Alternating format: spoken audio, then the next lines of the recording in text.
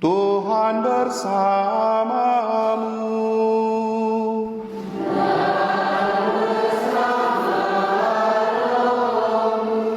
Marilah mengarahkan hati kepada Tuhan.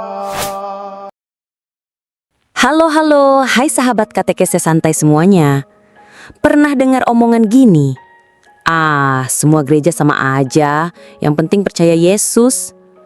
Atau yang lebih ekstrim, gereja Katolik itu buatan manusia, bukan dari Tuhan.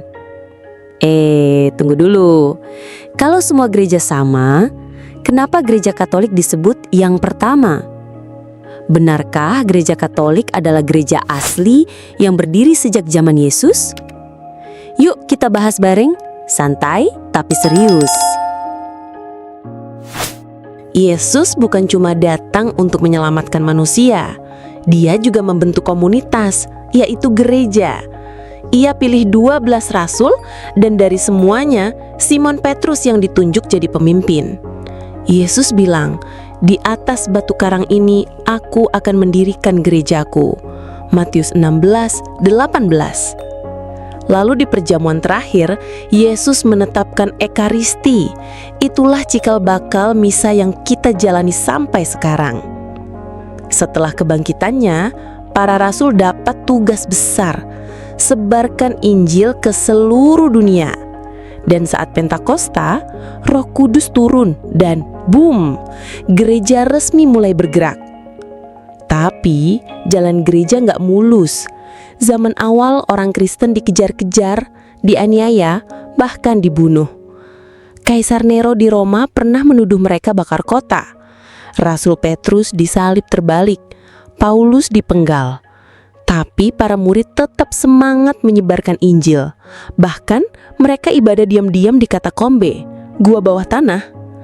Ajaibnya, semakin ditekan, gereja makin berkembang. Setelah para rasul, muncul para bapak gereja, tokoh-tokoh bijak yang menjaga ajaran tetap murni. Santo Ignatius, tekankan pentingnya uskup. Santo Ireneus, lawan ajaran sesat. Santo Agustinus, filsuf dan teolog hebat. Lambat laun, struktur gereja terbentuk. Ada uskup, imam, dan diakon. Dan uskup Roma, penerus Petrus, mulai dikenal sebagai pemimpin seluruh gereja. Kaisar Konstantinus menang perang setelah melihat tanda salib dalam mimpinya. Akhirnya, ia melegalkan agama Kristen lewat Edik Milan.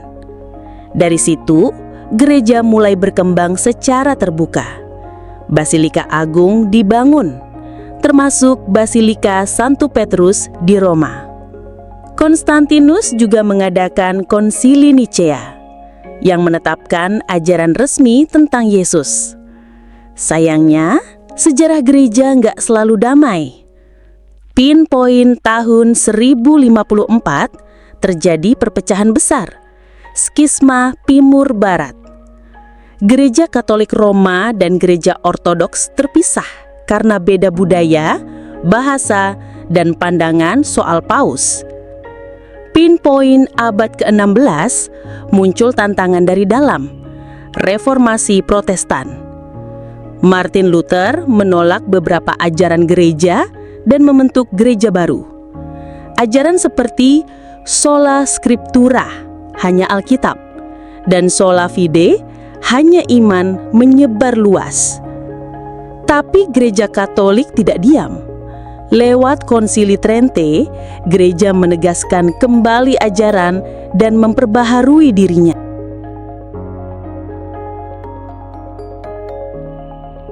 Zaman terus berubah dan gereja pun ikut bereformasi. Lewat Konsili Vatikan II, misa bisa pakai bahasa lokal. Umat awam diberi peran lebih besar dan dialog dengan agama lain dibuka. Sampai sekarang, gereja Katolik tetap bertahan, melewati ribuan tahun sejarah, tantangan, dan zaman yang berubah-ubah. Dengan lebih dari 1,4 miliar umat di seluruh dunia, gereja ini masih jadi terang bagi dunia.